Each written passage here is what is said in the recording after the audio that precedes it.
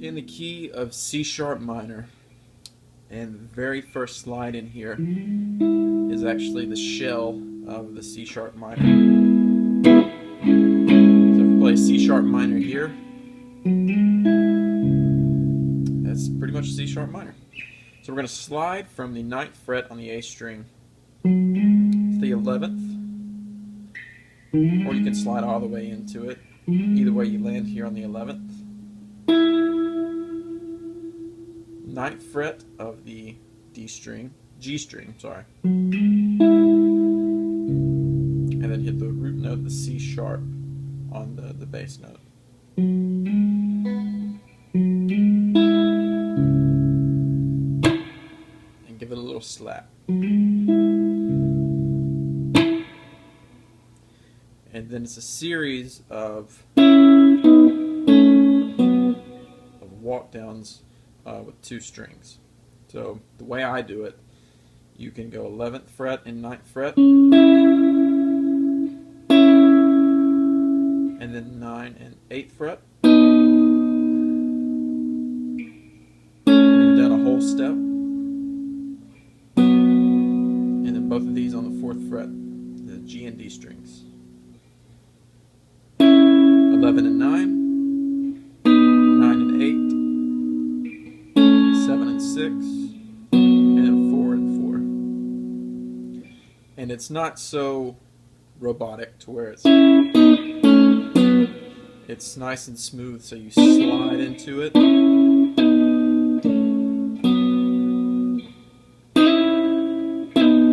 You can slide up into it, and then down into it as you pull off with your ring finger there.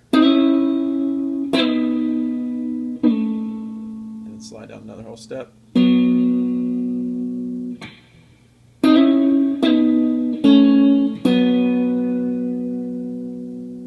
Or you can also do, if you want to stay in this little box here, in this C sharp minor pentatonic box, you can, and instead of going here, you can do the 11th fret on the A and D string. It gives it a little, it's got more low end to it, so it's really bassy. It sounds very pretty.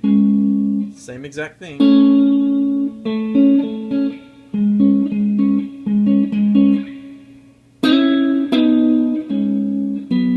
And you just move that down a whole step. 9, 9.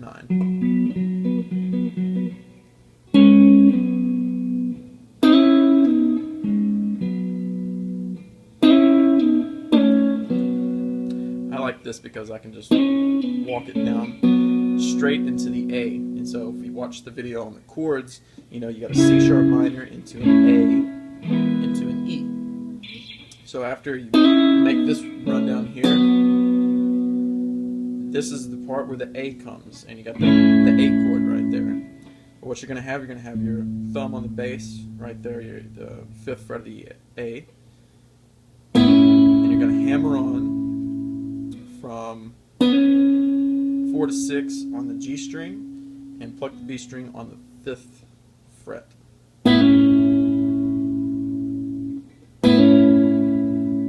So really you're making that A shape right there.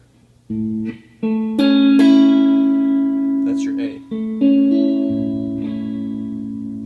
And all you're doing is just hammering into it with the G string here.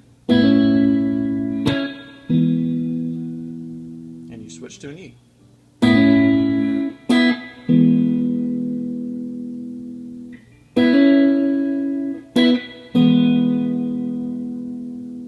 After you do that, repeat that one time, you slide back up, and instead of starting there, you just take, which is why it's easier to play the E like this, because your ring finger is already on this D string here, so it's ready to slide up right into the 11. So instead of going here, you're going here the second time around. And so out of that E, take your ring finger and just replace the slide on the A string to the D string. And you just have the same thing.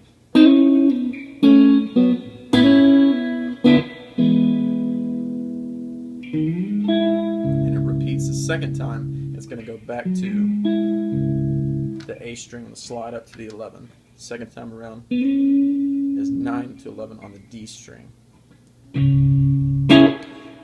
Then when you get to the bridge, the B part, all that is just a B chord. And you can mess with it just a little bit. You can go for the B and then hammer on half step from 8 to 9 on the G string there.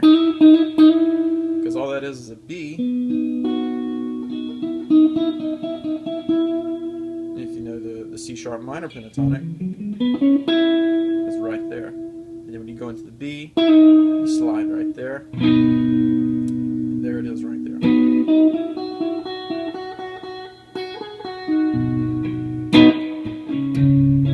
C sharp minor to A. Repeat it twice.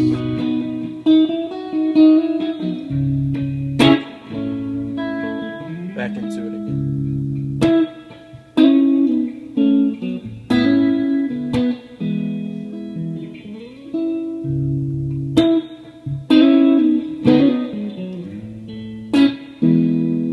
And since you're dealing with a C sharp minor and an A and an E, you can get creative with it.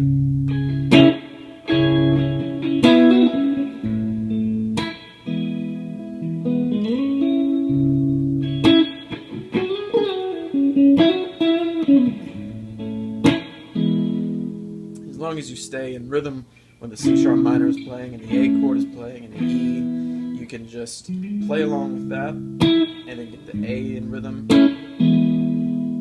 or you can play open chords, which is a really pretty sound. Now, the high part behind it.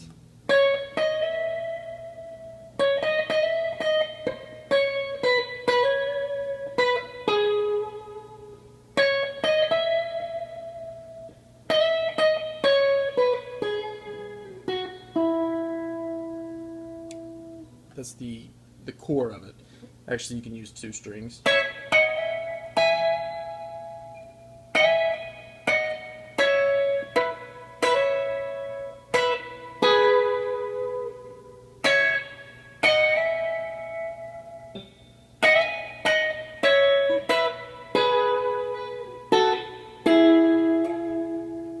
And that is following the C sharp minor, the A, and the E as well.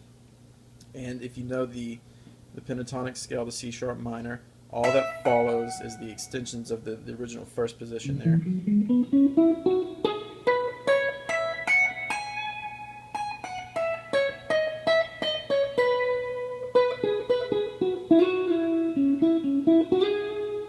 That's all right there. So you're going to go on the 12th and the 14th fret of the E and B string. Slide it up a whole step to 14 and 16. And then you can go half step here to 17 and 16 on the E.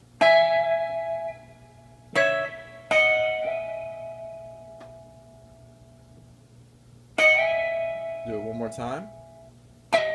Slide down. Back to the original position. And then a double stop here. Both on the 12th fret, the E and B. And then hammer on 12 to 14 on the B string,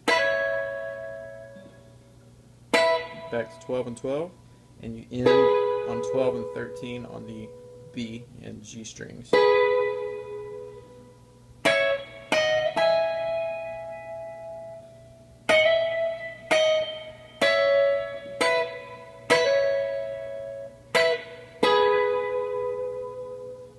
And that's the first part. Now that's when you're sliding from the A string into that one right there. And remember, the second time around, we slide into that part, and it gives a little different tone to it. And on that part, everything is the same.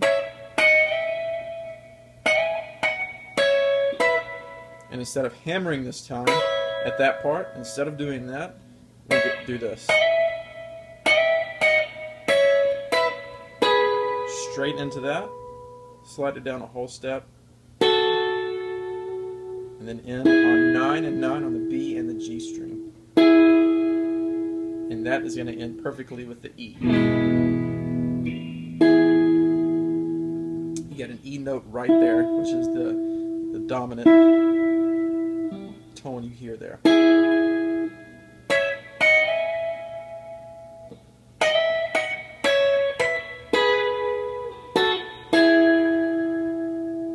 then right back into it.